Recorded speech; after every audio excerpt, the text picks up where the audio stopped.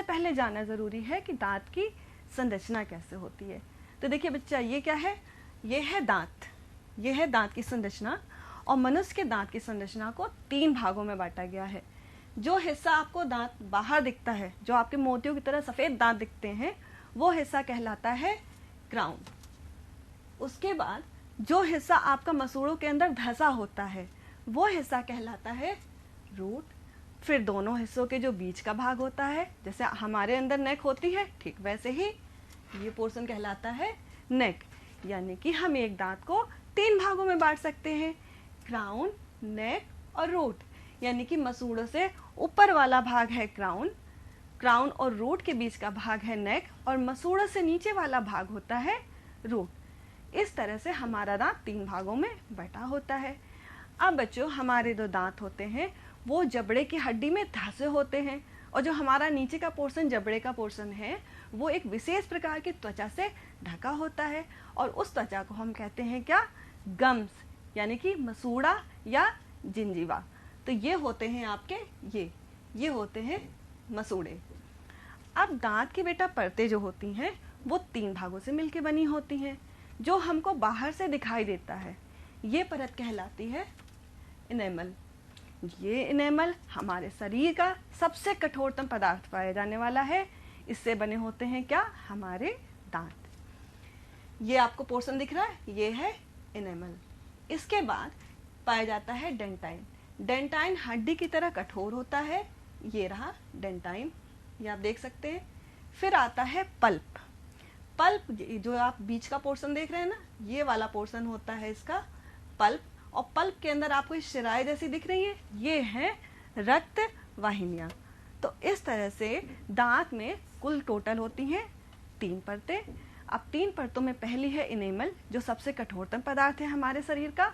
दूसरा है डेंटाइन और तीसरा है पल्प, जहाँ पर होती हैं रक्त वाहिनियां। अब ये जो इनेमल है, ये किसका बना होता है? इनेमल बना होता है कैल्शियम, एनेमिल नामक लवण और साथ में प्रोटीन। तो इन चीज़ों से मिलकर बना होता है इनेमल। तो ये है दांत की संरचना। अब हम देखेंगे दांत कितने प्रकार के होते हैं। जैसा कि आपने अभी देखा था, मिली के दांत, दादाजी के दांत, वो काटने वाले दांतों से चबा नहीं पा रहे थे। तो अब आप समझ जाएंगे, जब इसको आप समझेंगे दांत कितने प्रकार के होते हैं। तो जैसा कि आप देख सकते हैं, पहला दांत होता है कृंतक, यानी कि छेदक, जिसे हम बोलते हैं इंसीजर। इसकी आप बेटा संरचना देखिए, ये आगे से कैसा होता है? फ्लैट, यानी कि समतल और साथ में नुकीला। इससे क्या होता है? भोजन को काटा जाता है। जैसे चाकू से हम सब्जियां काटते हैं क्योंकि वो नुकीला होता है, ठीक उसी प्रकार हमारे आगे के दांत भी बहुत नुकीले होते हैं और समतल होते हैं, जिससे भोजन को आसानी से काटा जा सके। और ये संख्या में कितने होते हैं? ऊपर के जबड़े में कुल टोटल 4 दांत, ये आप देख सकते हैं। यहाँ से यहाँ तक ये हैं आपके, इसको हम इंग्लिश में बोलते हैं इंसीजर, यानी कि कृंतक या इंसीजर। फिर हम आते हैं दूसरे दांत की ओर, जिसका नाम है रदनक या भेदक, जिसे हम इंग्लिश में कहते हैं कैनाइन। देख सकते हैं ये ऊपर से काफ़ी नुकीला होता है, कोनिकल होता है। इसका कार्य होता है भोजन को फाड़ना। होता क्या है, इसका उपयोग हमारे में बहुत कम होता है। इसका ज़्यादा उपयोग उन जानवरों में होता है जो मांस को खाते हैं, क्योंकि वो मांस को फाड़ते हैं इन्हीं दांतों की सहायता से। फिर है अग्र चवर्णक, यानी कि प्रीमोलर। प्रीमोलर और इसके बाद है चवर्णक मोलर। इन दोनों का सेम कार्य होता है, भोजन को पीसना और चबाना। जैसा कि आप देख सकते हैं, ये मैंने बताया था कैनाइन, ये संख्या में होते हैं ऊपर, ये 2, एक ये और एक साइड में आपका हो गया इधर।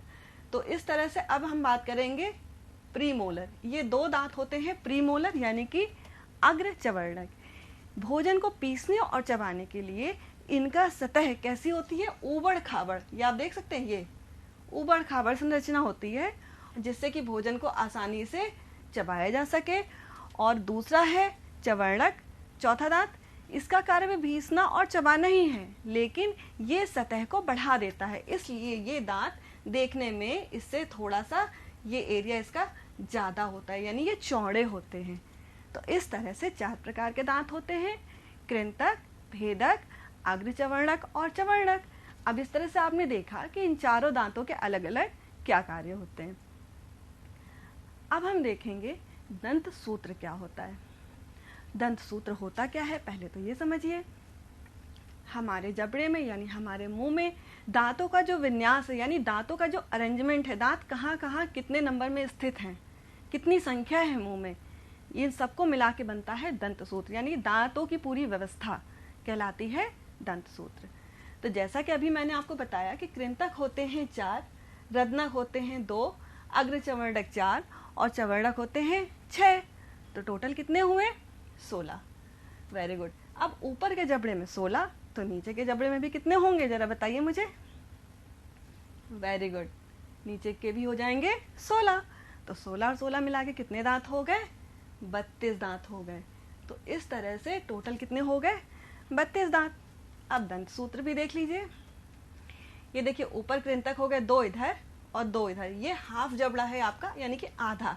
आप देख सकते हैं ये इंसीजर यानी कि आपका है ये कृंतक दांत, ये है 2, फिर है कैनाइन यानी कि रत्नक 1 दांत, प्रीमोलर अग्र चवर्णक यानी कि ये है 2, और फिर उसके बाद है मोलर, ये है संख्या में 3। तो इस तरह से ये हमारे आधे जबड़े की पूरी संरचना दी हुई है, यानी 2 1 2 3। देखिए यही आपके सामने लिखा हुआ है, 2 1 2 3। ये है हमारा ऊपर का आधा जबड़ा। फिर इधर है ये हमारा ऊपर का दूसरे साइड का जबड़ा। तो कितने नंबर हुए देखिए, 2 1 3 3 2 5 और 5 3 8, यानी कि इधर हो गए 8, इधर भी हो गए 8। तो 8 और 8 मिला के कितने हो गए, 16।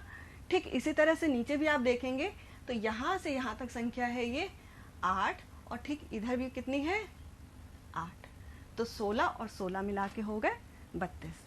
तो इस तरह से आपको बच्चों दंत सूत्र समझ में आ गया होगा अब तक। अब बच्चों आपने ध्यान दिया होगा कि छोटे बच्चे क्या होता है, जब 5-6 साल के बच्चे होते हैं उनके दांत आपने देखा टूट जाते हैं। आपके भी दांत टूटे होंगे, बचपन में आपने उनको ले जाके गमलों में डाला होगा, मिट्टी में डाला होगा। मैंने भी बहुत सी सब चीज़ें की हैं बचपने में, तो हम सभी करते हैं जब हम छोटे होते हैं। लेकिन क्या बड़े लोगों के साथ भी ऐसा ही होता है, क्या उनके दांत भी अगर टूट जाए तो फिर से निकल आते हैं? नहीं ना। आपने बहुत से बूढ़े लोगों को देखा होगा, उनके मुंह में दांत गिर जाते हैं तो दोबारा नहीं आते हैं। ऐसा क्यों होता है? क्योंकि हमारे मुंह में दांत 2 तरह के पाए जाते हैं। दांतों के 2 सेट होते हैं, पहला होता है अस्थायी और दूसरा होता है स्थायी।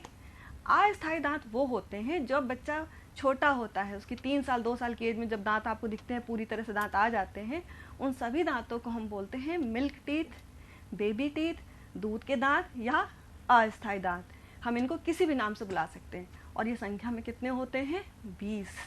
कितनी संख्या होती है? 20, क्योंकि पूरे दांत इनमें नहीं होते हैं। तो देखिए अब इसमें आप देख सकते हैं कौन सा नहीं है। तो आप देखिए आगे ये हैं आपके कृंतक, ये हो गया रत्नक, और ये 2 हो गए आपके चवर्णक। तो इस तरह से बच्चों इनमें कितने दांत हो गए? कुल हो गए ऊपर के जबड़े में टोटल 10 दांत, यानी कि ऊपर 10 नीचे 10, कुल मिला के कितने दांत हो गए? 20 दांत। तो इस तरह से छोटे बच्चों में कितने दांत पाए जाते हैं? 20 दांत पाए जाते हैं। और ये दांत 5 से 6 साल की उम्र में गिरना शुरू हो जाते हैं। फिर क्या होता है? दांत गिरते हैं और उनकी जगह पर नए दांत आने लगते हैं। और जो नए दांत आते हैं उनको हम क्या बोलते हैं? बिल्कुल सही, स्थायी दांत। और स्थायी दांत कितने होते हैं संख्या में? मैंने भी आपको बताया था 32 होते हैं। तो देखिए अब स्थायी दांतों की संख्या कितनी होती है? अस्थायी तो आपने देखा 20 होते हैं, अब स्थायी दांतों की संख्या होती है 32। तो 32 में कौन से दांत कितने होते हैं जो आपने पढ़ा था दंत विन्यास में? कृंतक होते हैं 4, रत्नक होते हैं 2, एक इधर और एक इधर, फिर ये है प्रीमोलर, 2 इधर होते हैं और ये 2 इधर होते हैं, फिर है मोलर, मोलर देख सकते हैं इधर 3 और इस साइड भी 3।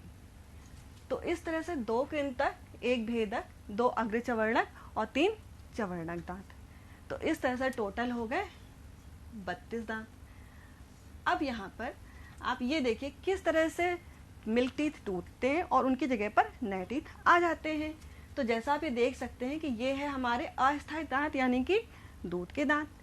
फिर नीचे से ये देखिए निकल रहा है, छोटा सा आपको दिख रहा है, ये है स्थायी दांत। और जब जैसे जैसे ये नीचे से बढ़ने लगता है, ये ऊपर वाला दांत जो यानी दूध का दांत था, ये यहाँ से इस तरह से टूट के अलग हो जाता है और इसकी जगह कौन ले लेता है? इसकी जगह ले लेते हैं स्थायी दांत। तो ये है दांत टूटने की प्रोसेस। जो आपको समझ में आ गई होगी। अब यहाँ सवाल ये उठता है, आपके भी मन में आ रहा होगा कि जब हमारे दांत टूट जाते हैं तो उनकी ज़रूरत ही क्या है? दूध के दांतों की सीधे सीधे यही स्थायी दांत निकल आए, क्या ज़रूरत है हमको? क्या इम्पोर्टेंस है अस्थायी दांत का? क्या उसका रोल है? तो ये जानना आपके लिए बहुत ज़रूरी है कि अस्थायी दांत यानी कि दूध के दांत हमारे मुंह में क्यों निकलते हैं। तो देखिए, इसकी दो वजह हैं। पहली चीज़ कि ये आप जब छोटे होते हो, दांतों का आकार छोटा होता है, तो आपके दूध के आकार दांत निकलते हैं जो कि साइज में छोटे होते हैं। फिर हम जब बड़े होते हैं तो उनकी जगह पर हमारी उम्र के हिसाब से, हमारे शरीर के आकृति के अनुसार, साइज के अनुसार दांतों की संख्या थोड़ी बढ़ जाती है और स्थायी दांत पहले से थोड़े ज़्यादा चौड़े और बड़े निकलते हैं। और दूसरी चीज़ कि हमारे स्थायी दांतों के लिए एक जगह प्रदान करना, उनको निकलने के लिए जगह बनाने का काम कौन करता है? अस्थायी दांत, क्योंकि अस्थायी दांतों की जगह पर ही निकलते हैं स्थायी दांत। तो ये आपको समझ में आ गया होगा।